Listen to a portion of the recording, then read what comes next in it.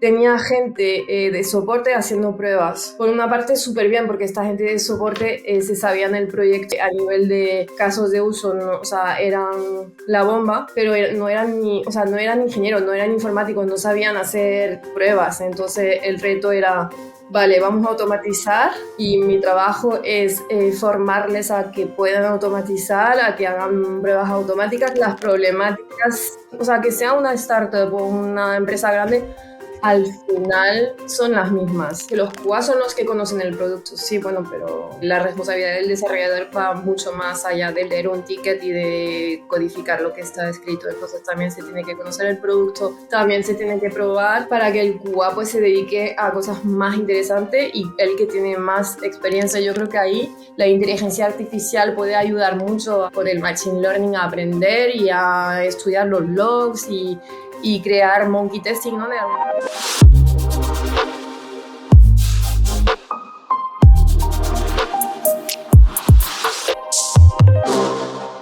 Hoy tenemos como invitada a Hélène Dumecq, súper especial para mí, ya que fue de las primeras personas que escuché hablar de calidad desde un punto de vista colaborativo y huyendo del siglo en el que es muy común que necesitemos los QAs. Os dejo en la descripción el link a dicha charla por si os apetece echarle un vistazo. Personalmente creo que sigue estando a la vanguardia. Y bueno, esto fue hace 5 años, durante su etapa como QA Manager en Cabify, empresa que nacía en España en 2011 y que revolucionó el sector del transporte. Allí afrontó el reto de crear un equipo de calidad desde cero, tomando la experiencia y el conocimiento del equipo de soporte, súper metido en el producto, y se apoyó en las herramientas creadas in-house por otro equipo únicamente de desarrolladores.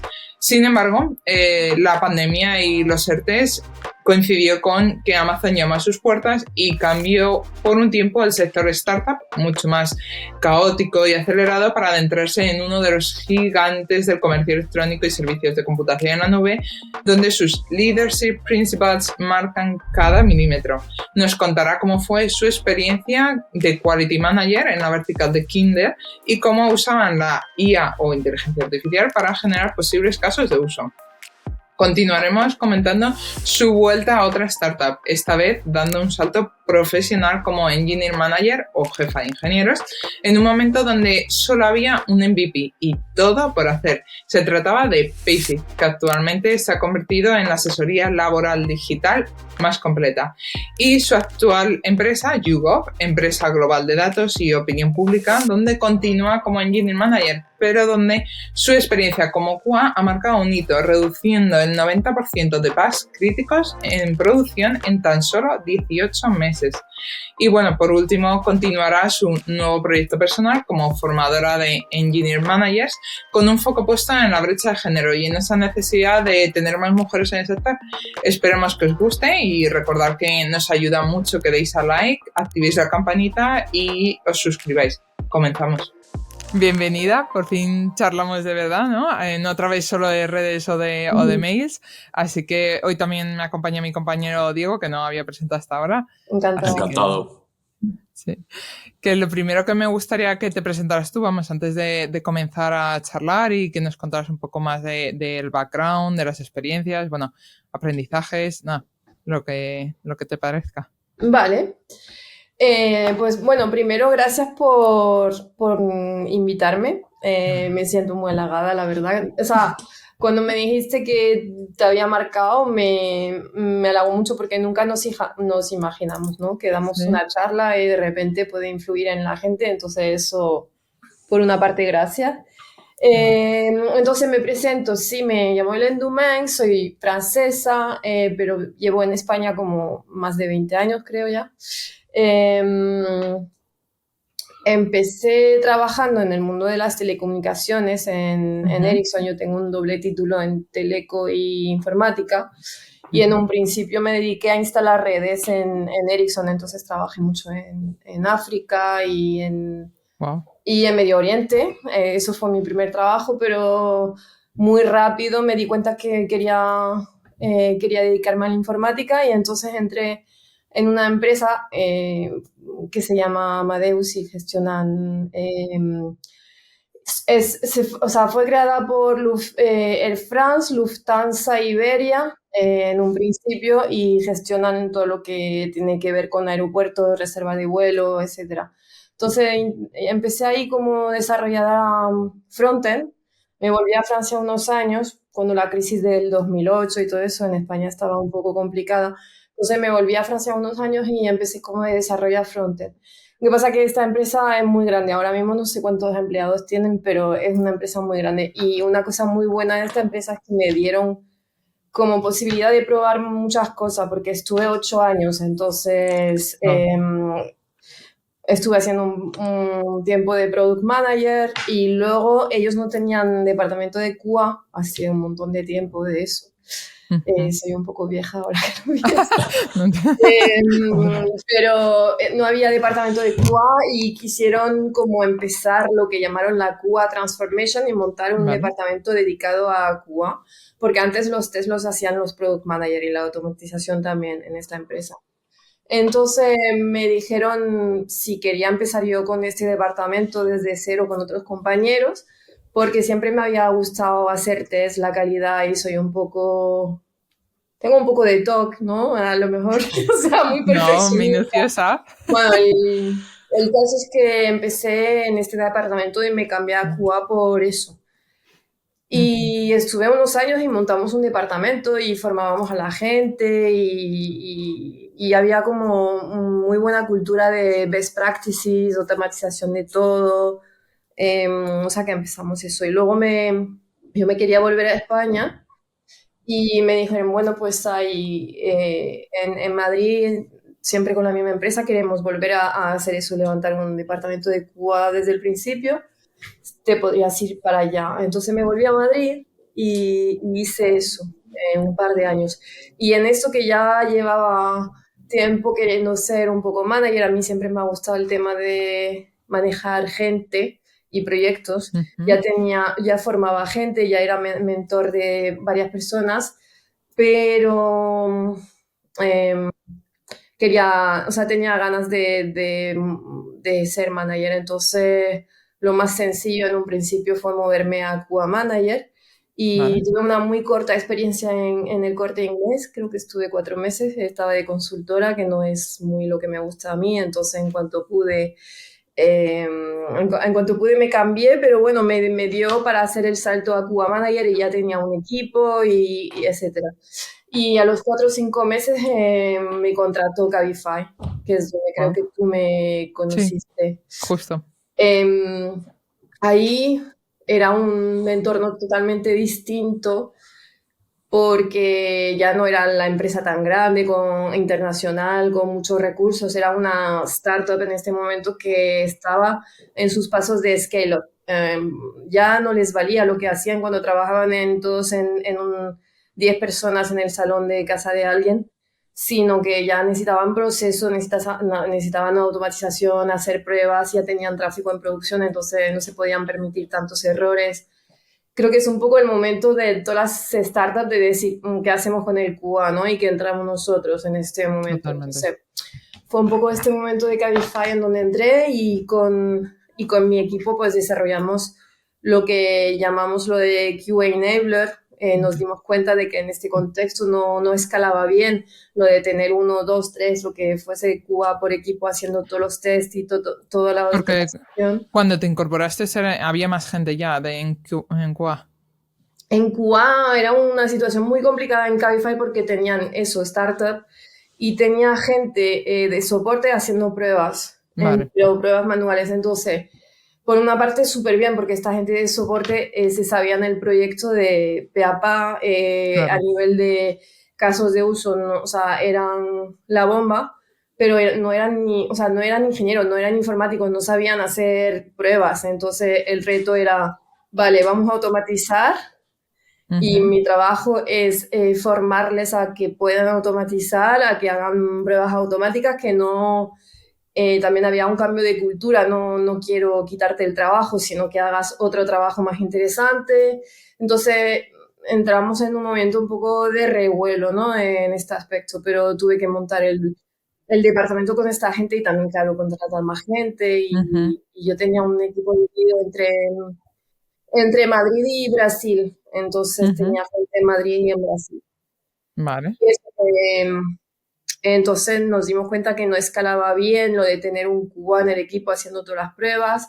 Entonces también queríamos que los desarrolladores entendiesen que la calidad es el ownership de ellos también. O sea, si hago un código, ponerlo en producción y que funcione es mi responsabilidad. Entonces, o sea, metimos el concepto del QA enabler, el QA como evangelista de las buenas prácticas de calidad, de montar el sistema y dar herramientas para que los desarrolladores puedan probar, pero que al fin y al cabo los desarrolladores metan mano, hagan pruebas, no solo pruebas unitarias, sino pruebas funcionales y pruebas manuales incluso, porque nunca van a desaparecer, ¿no? Entonces, esto fue un periodo muy interesante. ¿Qué pasó? Que bueno, pues la pandemia, ¿no?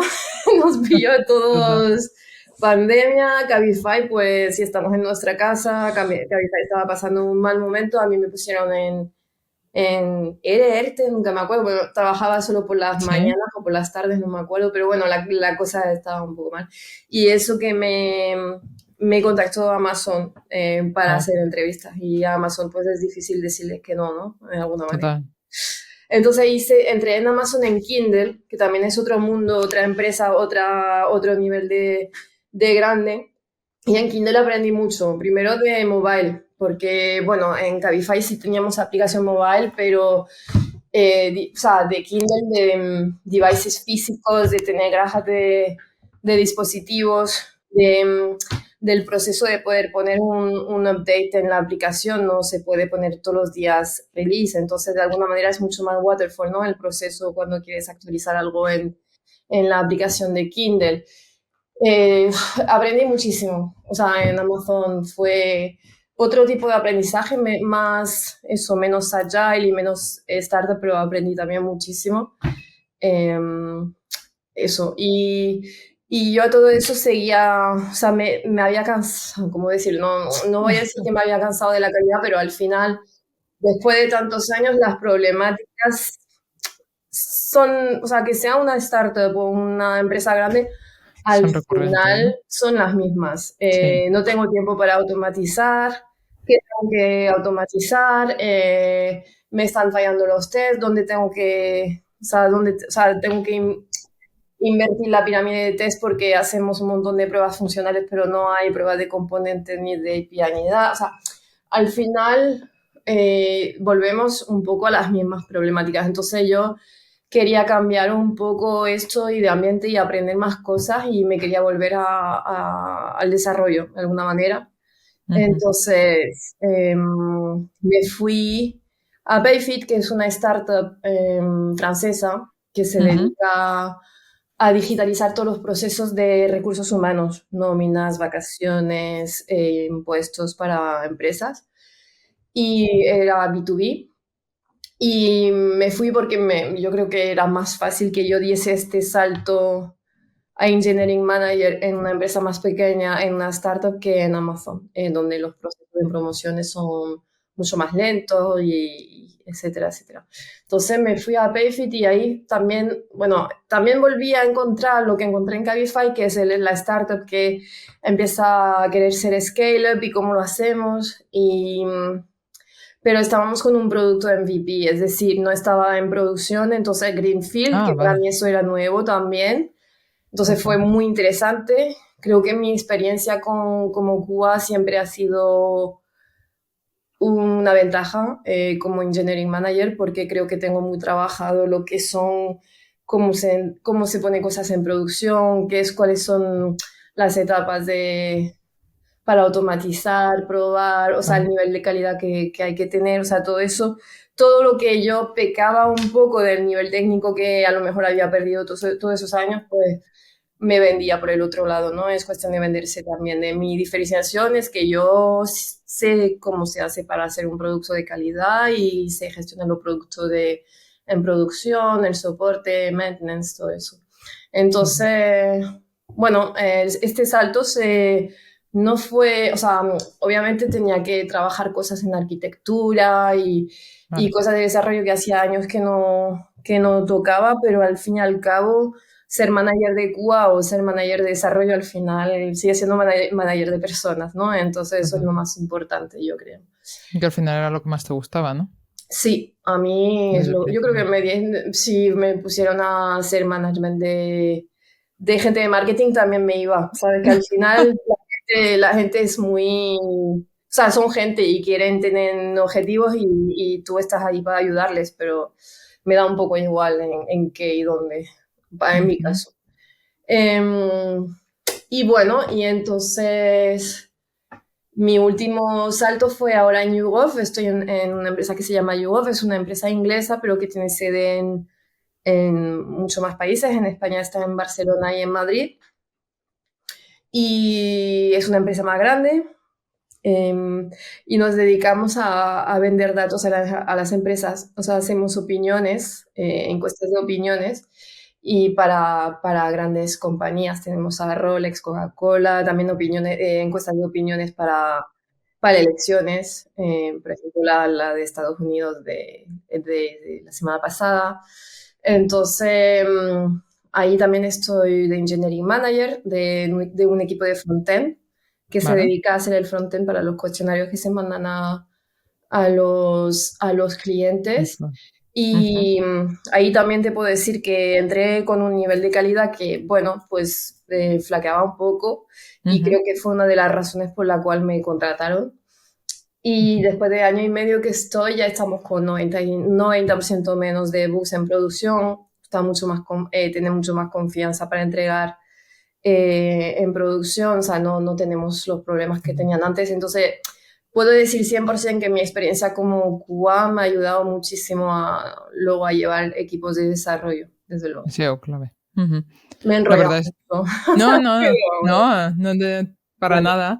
O sea, la verdad es que los últimos números que mencionas a mí me alucinaron cuando los vi, la verdad, un 90% de menos de bugs críticos en 18 meses me parece la verdad Claro, alucinante. críticos es la palabra, porque Total. bugs va a haber, pero si no Sí, tienen tanto impacto, pues no voy a exacto. dedicar mi energía a eso, pero sí quiero monitorizar lo que impacta de verdad al cliente y eso casi no lo estamos haciendo, o sea, no hemos tenido outage en muchísimo tiempo, entonces eso es algo positivo. Sí, sí. Pues alucinante, pero bueno, yo la verdad quería volver atrás en las experiencias cuando hablabas en la de Cabify sobre Ujú. el cambio de QAs a QA enablers. Sí, Eso, contabas de que un poco la idea de moverte ahí era pues esa necesidad de que fuera una responsabilidad compartida, ¿no? De también de sí. transicionar de no solo ser soporte, sino hacer un trabajo más atractivo, pero cuéntanos un poco cómo fue. Em, pues fue un challenge, pues súper interesante y también tenía su challenge. Creo que el primer challenge para mí, el más grande, era el challenge, el reto psicológico, ¿no? Tanto de los desarrolladores que decían, esto no es mi trabajo, porque tenían una cultura de yo pongo algo yo pongo algo en producción, apenas lo testeo, si hago unit test, pues bien está. Y decían, bueno, es que los QA son los que conocen el producto. Sí, bueno, pero creo que la responsabilidad del desarrollador va mucho más allá de leer un ticket y de codificar lo que está escrito. Entonces también se tiene que conocer el producto, también se tiene que probar para que el QA pues se dedique a cosas más interesantes y el que tiene más experiencia y conoce más el producto pues que haga test menos triviales y menos rutinarios. O sea, yo creo que al fin y al cabo es hacer entender a la gente dónde se aporta más valor, ¿no? Tenemos un tiempo finito y tenemos que buscar el impacto. ¿Dónde voy a tener yo más impacto? Haciendo tarea repetitiva, eh, haciendo el mismo test plan una y otra vez, o eso se automatiza, participan los desarrolladores y el QA pues puede hacer más pruebas exploratorias, funcionales, de velocidad, de performance, cosas que antes no hacían, investigar herramientas. Entonces se vendía así, ¿no? A la gente para que lo entendiese, pero hay un cambio de cultura grande y del parte del QA también, porque ellos eran QAs manuales, o sea, que a lo mejor no habían visto una terminal en su vida. O sea, es muy intimidante, diría, ¿no? Para gente que no viene de nuestro mundo. Entonces tuvimos que pues montar training, tuve que contratar a gente que tenía esta habilidad de transmitir conocimiento y tener paciencia y mucha pedagogía, supongo. Y también es importante trabajar en herramientas. O sea, es verdad que tenemos que decir, el desarrollador tiene que automatizar, tiene que hacer pruebas, pero si las herramientas no siguen, el desarrollador no puede pasar 6 horas haciendo test todos los días, porque entonces ya no hace las muchas otras cosas que tiene que hacer. Entonces las herramientas que entregamos tienen que ser potentes. Entonces en Cabify había un equipo de desarrolladores que hacían herramientas para el testing, para los desarrolladores, bueno, simulador de tráfico, cosas de mapas, etcétera, etcétera, que facilitaba un poco el testing para que justo no... O sea, se tiene que ser eficiente y no, tampoco creo que es justo pedir a un desarrollador que haga, que toda su vida sea automatizar test, porque tampoco, o sea, tampoco es eso. Entonces, tienes que tener herramientas muy potentes para que sea fácil y que sea una tarea más en su día.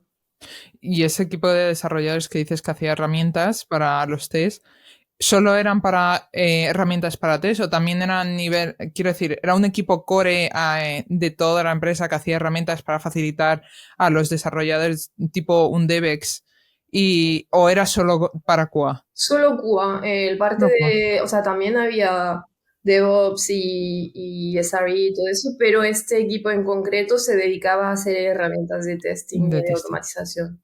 Mm. Y eso fue una apuesta entonces por la empresa. Quiero decir que, joder, Sí, pero también es eso que sin eso no creo que hubiésemos conseguido que los desarrolladores cambien ese la cambio, ¿no? mentalidad, la verdad. Ujú. Sí, sí. Vale, Hola, Helen, que casi no he hablado. Muchas gracias por estar aquí hoy con nosotros y la verdad es que me estaba encantando toda tu carrera, ¿no? Todo el desglose que has hecho sobre tu carrera. Me he apuntado alguna preguntilla, te las Claro. voy lanzando y Claro. sin problema vamos charlando sobre ellas. Después de esta implementación que mencionas, en la que hicisteis todo el tema de los Q-enables, ¿actualmente sigues creyendo en este modelo? Es decir, ¿mantienes esa visión o las experiencias posteriores te han hecho cambiar en algo? No, mantengo la visión 100%. O sea, creo que es para este contexto en concreto también. O sea, quiero remarcar que el contexto es una startup que está creciendo, entonces no tiene recursos como Amazon, por ejemplo, ¿no? Para invertir en tener muchos QAs. Sigo pensando que los desarrolladores tienen o sea, o tenían, porque creo que ha evolucionado bastante en los últimos años, pero tenían que entender que la calidad es parte del trabajo y que no se puede delegar todo al QA. En eso creo 100%. Luego, sí creo que cada empresa tiene sus desafíos y como decía antes, es importante saber dónde vamos a tener más impacto. Una empresa como Amazon que tiene muchísimos recursos, muchísimo, y que mucha gente haciendo pruebas manuales, hay procesos muy manual, pues no hemos trabajado en automatizarlos porque no era la prioridad. Pueden pagar, tienen la gente quiere trabajar en Amazon, no les falta gente, pues no es lo más importante. Entonces nos hemos enfocado en otras cosas, en otro tipo de mejorías. Yo creo que es un poco, entonces hay conceptos de base que sí todavía creo, pero creo que no hay una fórmula mágica que se aplica a cada caso, ¿no? Llegas a una Ujú, empresa y tienes que entender cuáles son los problemas y cómo los puedes resolver. ujú. Entonces, sí, o sea, por supuesto, creo en eso, Sí, pero viendo siempre cuál es el contexto y si es tan importante en esta empresa como en la de la que tú vienes. No hay cosa claro. más molesta para mí, alguien que llega a una empresa y siempre dice, oh, en mi anterior empresa hacíamos así. Bueno, sí, ya, pero, ¿sabes? No recuerdo si lo has mencionado, pero ¿sobre qué rol de calidad te apoyas actualmente desde tu posición de Engineering Manager? ¿Sobre qué roles de calidad te apoyas o apoyas a tus equipos? Mm. Tengo una persona de calidad, o sea, solo para todo el departamento tenemos un QA, nada más. Creo que hay planes de contratar, pero no se ha dado el caso aún. Entonces, hoy más que nunca, mis desarrolladores hacen pruebas, automatizan y el QA está de apoyo, está introduciendo nuevas herramientas, trabajando los test plan, haciendo pruebas exploratorias, trabajando con soporte para hacer pruebas como más reales, de casos reales, pero no, nosotros no nos podemos permitir tener a un QA manual o incluso automatizando todo. Entonces, en este aspecto mi equipo está 100% comprometido, ¿no? Con la calidad. Muy bien. Y Eh, iba, sí, dime. digo, un segundito. Tenía yo duda cuando hablabas también de los QA enablers, de escalarlo en Cabify. No sé, tienes a lo mejor alguna, quiero decir, de la proporción esa de escalar, que muchas veces hablamos de un QA por cada equipo. Ahora también hablabas que solo hay un QA en tu equipo. Sí. ¿Hay alguna proporción ideal o también nos adaptamos? O sea, yo lo entiendo como que hay que adaptarse dependiendo de la empresa, de las necesidades, pero no sé, a lo mejor alguna opinión al respecto o... No, la verdad que no creo Experiencia. en este ratio. Creo que he leído cosas, ¿no? De 1 por cada 5, no lo sé, Sí, lo muchas estoy veces. inventando ahora mismo. O sea, sé que existe eso, pero me parece un poco absurdo. Depende mucho del nivel de madurez del equipo, del nivel de calidad también que requiere el producto. Eso no lo hemos hablado, pero no es lo mismo, yo qué sé, probar el juego de los Sims, bueno, pues que si falla no se muere nadie, a lo mejor el Sim se muere, pero ya, que estar haciendo pruebas para un dispositivo embarcado en un avión, ¿no? Entonces, el nivel de calidad y de lo que se requiere también cambia, no solo de la empresa, pero del producto. Entonces, a lo mejor en lo último, en una aplicación como de mucho riesgo, pues sí tiene sentido tener muchos QA. Yo en mi caso, o sea, creo que casi nos viene mejor que haya pocos, porque entonces se tienen que responsabilizar los Los desarrolladores. desarrolladores. Entonces depende un poco de eso, del Mm. producto, del contexto, pero yo no diría que creo en que una formación así, bueno, tantos QA para tantos equipos, que tienen que haber para que se impulse y que se dediquen más a buscar herramientas, a empaparse de las buenas prácticas, sí, pero creo que haya poco también nos viene bien de alguna manera. O como Claro. decías en Cabify, que teníais un equipo para generar las herramientas para hacer Claro. el testing y luego entiendo que habría más QAs aparte de los que hacían las herramientas, ¿o no? Claro, los que hacían herramientas eran desarrolladores y hacían herramientas Vale, que su cliente era cliente interno, el vale. desarrollador, pero Sí, eran desarrolladores. Los QA son gente como más cercana al producto y que hacían pruebas y usaban esas herramientas y vale. entrenaban los equipos a usarla y eran como responsables de la estrategia de prueba en Cabify, pero eran dos roles muy distintos, sí. Claro, yo, por quedarme con algo de todo lo que estamos comentando, por supuesto me quedo con el tema del contexto. Me parece algo que me gustaría transmitir, ¿no? Y que me gustaría que calase más a la gente este hecho de que el contexto marca todas las circunstancias. Es decir, no puedes estar haciendo algo, no puedes seguir un libro al pie de la letra. Tienes No. que adaptarte a tus circunstancias. Y sobre esto también quería hacerte otra pregunta. Aunque ya has hablado un poco sobre ello, ¿cómo fue ese cambio de una startup a pasar a una empresa del volumen de Amazon? A ver, yo venía también, mi primera empresa fue Ericsson, fue una empresa grandísima donde trabajaba en Teleco, luego me pasé a Amadeus, que también era una empresa grande, entonces como que lo raro para mí era la startup, ¿sabes? Porque yo venía de empresas grandes, entonces no fue nada que no conociese a nivel de tamaño, ¿no? Lo que fue pasar a Amazon es que es un mundo peculiar, ¿no? Tiene una cultura muy fuerte, muy peculiar, está rodeado de gente, vamos a decir que a nivel intelectual por lo menos, o sea, mucha gente muy brillante, ¿no? Porque tienen procesos de selección muy fuertes, entonces el nivel es altísimo, yo he aprendido mucho y luego tienen una manera de trabajar como muy, muy especial, ¿no? Lo que llaman leadership principle, que tú te piensas que es un manifiesto, no, es que es una obsesión en la empresa lo de seguir los leadership principles. Entonces hay toda una manera de trabajar muy, muy definida y una cultura muy fuerte.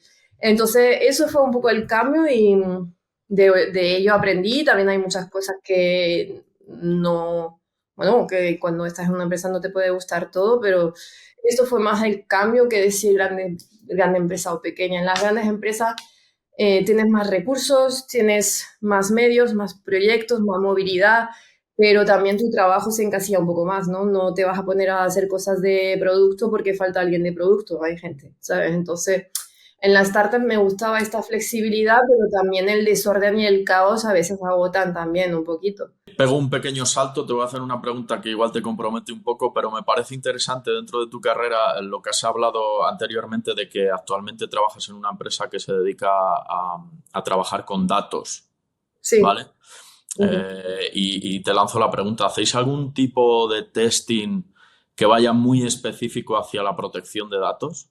O sea, yo lidero el equipo de frontend. Entonces, nos dedicamos a probar que los cuestionarios se vean bien, que las preguntas estén bien, que los widgets, lo que llamamos widget, porque no son preguntas solo de darle a la casilla, puedes tener un termómetro, un vídeo, o sea, por ejemplo, Coca-Cola quiere enseñar un vídeo a su cliente y que digan, sí, me gusta mucho, me gusta poco o tal, entonces ya son otro tipo de cuestionarios.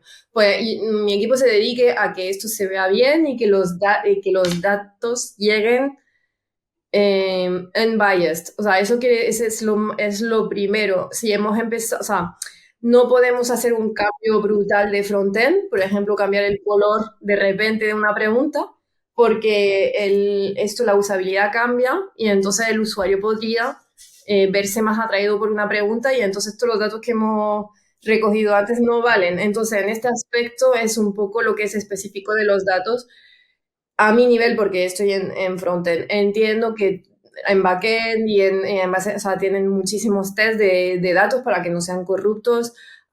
Obviamente hay preguntas que son marcadas como sensibles, religión, sexualidad, todo ese tipo de cosas que son importantes a la hora de tener un target para encuestas de opinión, pero no, o sea, se tienen que proteger muy bien de que no lleguen a manos que no deben. Entonces, todos esos tipos de test existen, pero no tanto en mi equipo donde nos dedicamos a Ya. la frontend. Claro, sí, sí, sí. Bueno, era un poco por profundizar en eso que entiendo que a muchas de las personas que nos vean o que nos escuchen les puede llegar a interesar en un momento dado porque es un testing muy concreto, ¿no? Más allá de lo que puede estar haciendo cualquier persona en un momento dado.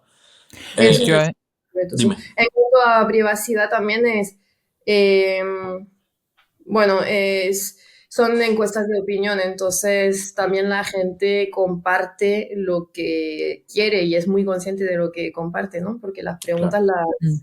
las has contestado, entonces eso no quiere decir que se pueda vender esos datos, por supuesto que no. Eso es. Pero bueno, o sea, creo que todos son conscientes de que han contestado algo y ahí se queda. Muy bien. pero sí, a lo mejor se entiende que en una empresa así de recopilación de datos análisis de datos, al final la cobertura es mayor, más que a lo mejor de UI, a lo mejor la cobertura de TS entiendo que es más a nivel de esa captación de datos o no tiene por qué. O sea, te digo, en mi caso, realmente que todo funcione bien en el visual, etcétera. Luego en la parte de backend, obvio que tienen todas esas pruebas de privacidad, seguridad. Hemos metido un montón de nuevas features de antifraude para que no se pueda exacto todo ese tipo de cosas. Entonces, pues no soy muy experta en ese tipo de pruebas porque no me he metido mucho en esta empresa, pero sí que existen esas pruebas. Nada, bueno, un poco estábamos, yo creo, ahí también charlando de cómo se probaba en una empresa de gestión de datos. Siempre he pensado que a lo mejor se tenía más cobertura a nivel de, yo qué sé, de API o más si ponemos a pensar en la pirámide de testing, que a lo Ujú. mejor había una mayor cobertura en la integración y que a lo mejor en la UI pues era como menos crítica, pero vamos, que yo creo que Pues está es que la respondida, ¿no? UI nunca es menos crítica, ¿no? Es que Ya, también es la fase la, visible. para el No cliente, sí, sí. funciona, no recompilas datos. Es decir, si no se puede acabar el cuestionario, no recompilas datos. Entonces, obviamente todas las pruebas de backend son primordial, pero diría que el front es casi más, ¿no? Porque Sí, sí, sí. si Es la falla, cara ya visible, tienes ¿no? un problema de mala imagen y puede que no, esos Exacto. datos nunca lleguen al back.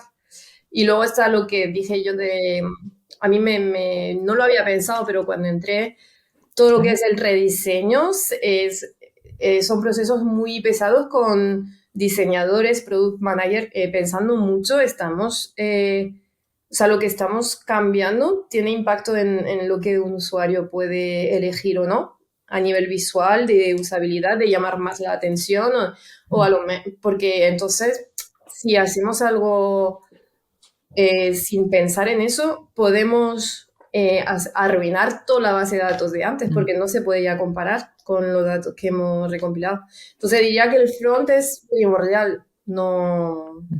Allí, ahora lo que también, eso que comentabas del color, entonces hay gente específica de psicólogos o alguien que valide cómo afecta esa UI al usuario Pues tenemos o los designers, propios PMs. tenemos O sea, designers, los propios designers, vale. claro, tenemos designers que hacen user research y que trabajando con el product manager aseguren que estemos manteniendo este compromiso de, es que no sé cómo se dice en castellano, pero en bias, ¿no? De neutralidad, ¿no? Sería neutralidad. Sí, yo creo que no Sí, estén algo así. comprometidos o algo así, sí. Mm. Vale, pues nada, ya lo último que quería preguntarte era que he visto que también tienes un proyecto ahora como autónoma, vamos, de consultoría y trainings y bueno, Sí. la verdad es que cada vez veo a más profesionales del sector que se animan a tener ese espacio y bueno, preguntarte qué te ha llevado allí y que nos cuentes un poco del proyecto. Pues mira, sí, es un proyecto que estoy llevando a nivel personal porque creo que hace mucha falta, no sé, o sea, yo creo que falta mucha formación para manager en general. Formamos mucho a los desarrolladores en sus hard skills, ¿no? En lenguaje, herramientas, etcétera, pero en cuanto al manager, creo que el salto de ingeniero a manager no es tan fácil.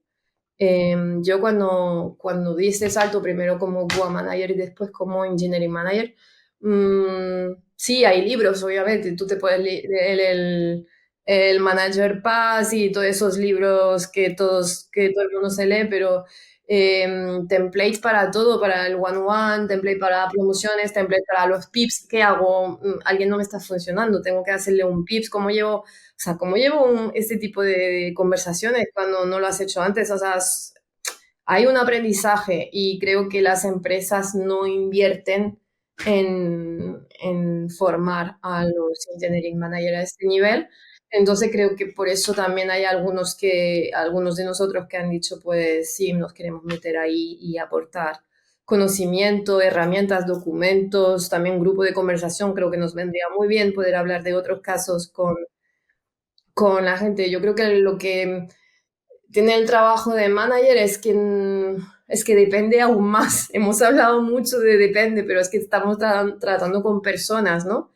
Entonces yo la máquina la apago, no pienso hasta el día siguiente, pero cuando tenés un conflicto o con algo no funciona bien, con una persona es mucho más difícil, ¿no? Te lo llevas mucho más a casa. Luego, eso es la parte como mala, pero la parte buena es que es súper gratificante también lo que te decía al principio, que ver que tú has podido influir para bien a una persona, que la ves crecer, que te dice que la has ayudado, eso es precioso, pero bueno, hay toda una parte también que creo que necesitamos más soporte y apoyo y entender también lo que es el rol del manager, ¿no? Hay algunos que se meten demasiado en lo técnico y no dejan respirar, otros que no, que dejan demasiado y entonces es un caos, entonces todo ese tipo de cosas como de coaching de manager me interesa. Creo que también me prepara para el día de mañana si quiero ser manager de manager y ese tipo de cosas. Luego, también, o sea, entiendo que tengo un punto de vista un poco peculiar porque no somos tantas mujeres en eso y como manager aún menos. Entonces, si yo puedo ayudar a otras chicas a dar el paso y ayudarlas también a ser líder de equipos que son mayormente masculinos, que también es un tema aparte, pues eso es algo que me motiva bastante y creo que también puedo aportar mucho en el tema de tener experiencia en lo que es un afán, ¿no? De Amazon, de preparar las entrevistas. Yo he estado preparando entrevistas para entrar, pero luego dentro he hecho como más de 100 entrevistas a gente que quería entrar. Entonces, creo que puedo dar también este toque a, vale, yo quiero intentar pretender a una de estas, pero me quiero preparar, pues yo te puedo ayudar a prepararte tanto la entrevista técnica como las que son más de leadership principle, que lo hablamos antes. Entonces creo que eso, veo que hay una necesidad y que puedo tener un punto de vista un poco diferenciador, ¿no? Entonces por eso he lanzado este proyecto. La verdad es que sí. Dile. No, decirte que, bueno, que aproveches ahora mismo para ofrecerte, ¿no? Todos estos servicios que has comentado, pues no sé dónde los podemos encontrar o a través de qué plataforma pueden ponerse en comunicación contigo para Vale. Estoy empezando con esto, entonces sí, me viene muy bien la ayuda. Todavía no tengo ni página web ni nada, en algún momento vendrá, pero sí pueden dejar el email mío personal en el link de la descripción y que se pongan en contacto conmigo y por supuesto encantada si alguien quiere trabajar conmigo, desde luego. Perfecto. Muy bien. La verdad es que sí, hay un gap ahí grande de mujeres, que es lo que decías en tecnología. Yo sí he visto crecer cuando estaba en Jovan Talent y creció mucho el equipo, crecía pero más en los perfiles de PM, de diseño, en los de desarrolladores, en QA, una compañera más. O sea, costaba la verdad y bueno, pues la verdad es que se aprecia eso, el que vayamos teniendo referentes también, que yo también me metí a participar en la iniciativa Inspiring Girls buscando eso, dar referentes a chicas en tecnología para que puedan, yo creo que muchas veces faltan. Sí, yo estuve participando también un par de años y me parece súper importante porque se implican a nivel de educación y yo creo que es donde todo empieza, ¿no? Si no me creo que yo puedo ser un astronauta o matemática, pues es más difícil que luego cuando lleguemos en las empresas las encontremos, ¿no? Entonces es súper importante que las niñas tengan referente y sepan que es una opción. Luego ya cada una hará lo que le apetece más, ¿no? Y luego voy a hacerte a lo mejor una pregunta trampa, porque pensando ahora, hablabas del coaching, de eso, estas consultorías, mentorías, también entiendo que cuando hiciste, o sea, o con la perspectiva de co-enablers o esta perspectiva que nosotros también compartimos de algo más holístico, más compartida a nivel de todos los equipos, de la empresa entera, pues esa tarea constante de un poco cambiar ese mindset, de esa mentalidad, o sea, trabajar en los equipos, ese cambio de visión, de mentalidad, yo a veces siempre tenía la sensación de llegar a un punto de tanto estar mentorizando que hasta me sentía como más vendedora que realmente influenciando, creo que es el objetivo, ¿no? De mentorizar, de conseguir influenciar y conseguir hacer ese clic. Entonces, no sé, alguna experiencia o sobre todo alguna como clave que hayas visto en qué puede ser el que hace esa palanca. A ver, creo que la palanca está, o sea, para mí fueron dos. Lo primero es hablar el idioma de la persona que tienes enfrente. Entonces, la inteligencia emocional es súper importante. No voy a usar el mismo discurso si estoy hablando con el product manager, con el CEO, que con el desarrollador. Todos tienen preocupaciones distintas, entienden las prioridades de una manera distinta. Entonces, al CEO a lo mejor le voy a hablar de dinero, ¿no? En plan, esto vamos a mejorar el tiempo de producción, vamos a poder sacar las cosas más rápidas, esto quiere decir tantos euros. Entonces, hablar el idioma y dar los argumentos que van a convencer a esta persona en particular, a los desarrolladores, pues serán otros. Vas a hacer menos post-mortem, por ejemplo, porque vas a tener un problema en producción, no sé, me estoy inventando, ¿no? Pero esto por una parte. Y luego la segunda parte es tener métricas. O sea, si quieres poner en marcha algo, tienes que tener métricas. ¿Cómo hemos mejorado? ¿De cuánto por ciento? ¿Qué es lo que, o sea, dónde está nuestro impacto? Yo creo que es súper importante, ¿no? El tema de las métricas. Sí, yo ahí en las métricas lo que siempre me han pasado es miedo a que se queden con que solo hablamos de bugs. En plan de siempre como que la primera métrica que se relaciona con QA es el número de bugs, que está muy bien eso, ver cómo descienden, lo que hablábamos también al principio, que habías bajado un 90% de bugs críticos, pero no es solo la calidad, entiendo que no son solo bugs y a veces tengo, o sea, no sé, la percepción y nos hemos quedado en cuántos bugs hemos reducido, vale, pero la palanca para que esos bugs bajen a lo mejor no es más test o no sé.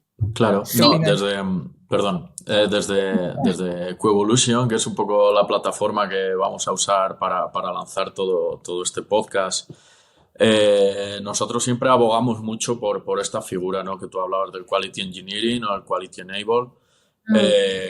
Y una de las claves que hablamos siempre para que esto funcione son las métricas. Y las métricas tienen que ir enfocadas a disparar algo, a disparar una acción. Cuando las métricas simplemente dan datos pero no disparan ningún tipo de acción, ni se tiene el contexto sobre las métricas, se te están entregando unos datos, se te saca una slide, normalmente una presentación, que, bueno, la gente hace más caso o hace menos caso, muchas veces pierde el valor. No tiene ningún tipo de valor sacar unos datos ahí, sea cuales sea. El verdadero valor está en las acciones que inicia después. Sí, totalmente. Yo las métricas, para mí hay dos importantes y sé que hay un montón de otras que nos ayudan a ver si vamos por el buen camino, pero yo me frustraba un poco que, por ejemplo, la cobertura, ¿no? La cobertura de test es súper importante para mucha gente. A mí no me importa nada. O sea, es decir, si con 20% estamos detectando el 98% de bugs, ¿para qué voy a investigar más? Exactamente. Justamente a eso me refería. Sí, es un dato, es interesante. Lo normal es que más cobertura, más seguridad. Es interesante, pero a posteriori no me genera ningún crecimiento dentro de mi día a día. Entonces, el número de bugs, ¿por qué a mí sí me obsesiona, Alba? Es que al final es el impacto que tú tienes en tu cliente. Entonces, es súper importante tener la palabra crítica, ¿no? Porque no podemos, o sea, hay bugs minor que eso les pasa a todo el mundo, pero si tengo un bug crítico, yo creo que eso es una métrica muy importante porque el cliente se va a ver impactado. Entonces, para mí, el foco siempre tiene que estar en el impacto en el cliente. Y de la misma manera, una métrica que yo pienso que no medimos mucho, pero que es súper importante, es el time to fall back, el time to recovery, ¿no? En plan, vale, hemos tenido un bug súper importante, pero en 10 minutos estaba todo arreglado. No es lo mismo que hemos estado medio día parado. Entonces, eso se puede transmitir en número de dinero también. Y, o sea, creo que esos dos son los que más me importan porque es el impacto en el cliente. Todos los demás son herramientas internas y son importantes y está bien monitorizarlos, pero no, al cliente le va a dar igual cuánto porcentaje de cobertura tienes, ¿sabes? Sí, y no, yo creo que es clave lo que decías, que sean críticos, porque muchas veces también intentamos abarcar como que desaparezcan los bugs y eso no va a ocurrir, o sea, hay que saber dónde focalizar. Eso es, o sea, nadie es perfecto y el que vive se equivoca y el que desarrolla mete bugs, es así. Total. Sí, exacto. No, estamos muy alineados en la forma de pensamiento en cuanto a esto. No sé, Alba, si tienes alguna cosita más. No. Ya no. Si quieres bueno, las últimas preguntas. Sí, vale, pues nada, ya por ir cerrando un poco la conversación, que bueno, nos estamos yendo ya hacia la hora y tampoco queremos consumirte mucho más tiempo. Nosotros queremos tener una pregunta que queremos que sea recurrente en todas nuestras entrevistas y aunque es muy sencilla o puede parecer muy sencilla, debería llevarnos a todos un poco a la reflexión, ¿no? Así que, bueno, yo te la lanzo y te dejamos un espacio para que reflexiones sobre ella. La pregunta es muy simple. ¿Cuál es para ti la definición de calidad? Vale. Yo creo que la calidad engloba todos los procesos y mecanismos que incrementa la confianza a la hora de poner cosas en producción, ¿no? Minimiza el impacto en el usuario, o sea, que estamos entregando cosas que funcionan bien, que sirven el propósito también que de lo que queríamos que hiciese. Entonces, todo eso, esos mecanismos, ¿no? Tengo confianza por poner en producción un viernes por la tarde si hace falta. Y el cliente tiene algo que funciona y que le sirve, ¿no? Todo eso es prioridad. Entonces yo creo que el focus tiene que estar siempre en el cliente. Eso es algo que yo tengo una obsesión por ello, ¿no? A lo mejor me viene de mis años como product manager, pero al final hacemos esto por alguien. Entonces, eso, procesos que permiten que el cliente haga lo que tiene que hacer y que funcione bien, básicamente. Sí, sí, al final es nuestro stakeholder, así que totalmente alineado.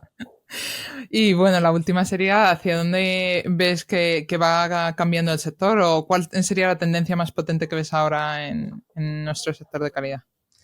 Bueno, ahora mismo creo que hay una fuerte tendencia en inteligencia artificial. Esto afecta a todos los sectores, no solo a la calidad, pero a la calidad yo creo que puede ayudar muchísimo. La inteligencia artificial, yo la trabajé un poco, por ejemplo, en Amazon, en Kindle, por ejemplo, o sea, porque no hay... O sea, yo creo que puede ayudar mucho a simular un comportamiento de usuario, ¿no?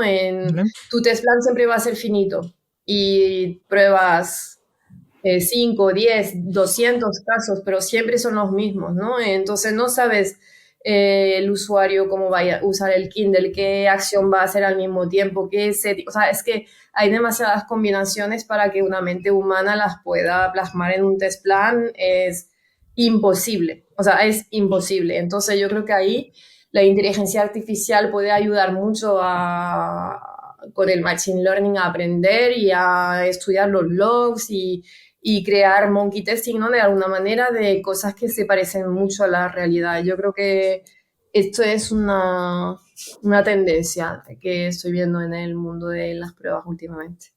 Sí, la verdad es que la inteligencia artificial está pegando fuerte en todos lados y la verdad es que veía cosas bastante interesantes. Sí. Pues nada, la verdad, Diego, no sé si quieres añadir algo más o... No, por mi parte, bueno, darte las gracias por este tiempo con nosotros. En cierto modo, creo que coincidimos en muchas de las cosas que creemos, bien por nuestra experiencia o bien por la visión que tenemos en cuanto a la calidad. Y nada, desearte suerte con tus proyectos personales. Muchas gracias. Igualmente con usted. En lo que podamos echarte una mano, cuenta con nosotros y eso, vale, mucha suerte. Muchas gracias. Y sí, eso, que si alguien se ha sentido identificado que le pueda ayudar, pues que me escriba y que así podemos trabajar juntos en mejor información. Sí, dejaremos tu mail. Todo eso, sí. Total. Sí, dejaremos tu mail para que se puedan poner en contacto y la verdad es que para mí también ha sido un sueño de poder charlar y ponernos cara de verdad. Genial. Así que la verdad que muchísimas gracias por tu tiempo y nada, espero que os haya gustado. Yo me lo pasé muy bien, espero no haber hablado demasiado y que a la gente le interesa, pero yo me lo pasé muy bien. Seguro que sí. Muchas gracias, chicos. Nada, vosotros. Muchas gracias. Gracias. Chao.